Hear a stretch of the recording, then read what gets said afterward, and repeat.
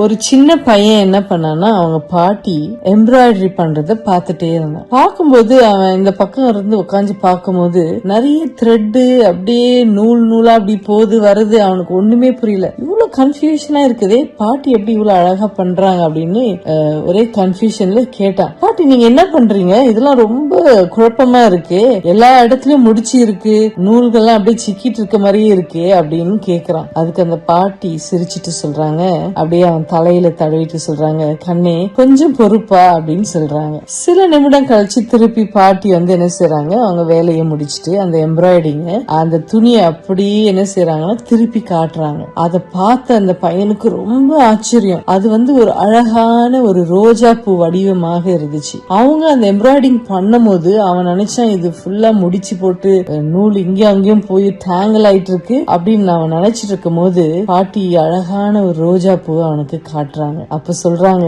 நீ கீழே இருந்து பார்த்தா அது உனக்கு குழப்பமா தான் தெரியும், ஆனா நான் வந்து மேலிருந்து பாக்குறேன், ஒவ்வொரு நூலும் எங்க போகணுமோ அங்க போகணும்னு எனக்கு தெரியும் அப்படின்னு சொல்றாங்க. நம்முடைய பார்வையும் அப்படிதாங்க, அந்த பையன் மாதிரி தான். நம்ம வந்து நம்முடைய வாழ்க்கையின் பின்பக்கத்தை மட்டுமே பாக்குறோம். அது வந்து வலிகளும் முடிச்சுகளும் டிலே தாமதமும் ஒரு சிக்கிய நூல்களாகவே தான் என்ன செய்யறோம் நாம பாக்குறோம். ஆனா தேவன் இன்னும் முடிக்காத காரியத்தை என்ன செய்யறாரு, நாம் முன்கூட்டியே தீர்மானித்து விடுகிறோம். அவர் முடிக்காத காரியத்தை இப்படிதானோ அப்படின்னு என்ன செய்யறோம், நம்ம நினைச்சிடுறோம். ஆனா இயேசு சுவாமி வந்து நம்முடைய முழு படத்தையும் பார்க்கிறார். எரேமியா 29:11 சொல்லப்பட்ட நம்பிக்கையும் எதிர்காலத்தையும் அவர் என்ன செய்யறாரு, ஏற்கனவே காண்கிறார். அது என்ன சொல்லுதுன்னா, நான் உங்களை குறித்து நினைக்கிற நினைவுகளை அறிந்திருக்கிறேன் என்று கர்த்தர் சொல்லுகிறார். அவைகள் தீமைக்கு ஏதுவான நினைவுகள் அல்ல, சமாதானத்திற்கு ஏதுவான நினைவுகள், உங்களுக்கு எதிர்காலத்தையும் நம்பிக்கையும் கொடுக்கும்படியான நினைவுகள். சோ தேவனுடைய திட்டத்தை நம்புவது நம்ம கையில தான் இருக்கு. அது உடனே நமக்கு புரியாது. நம்முடைய நூல்கள் இருண்டதாக தோன்றினாலும் நம்முடைய நெசவாளர் நல்லவர், அவருக்கு எல்லாமே தெரியும்.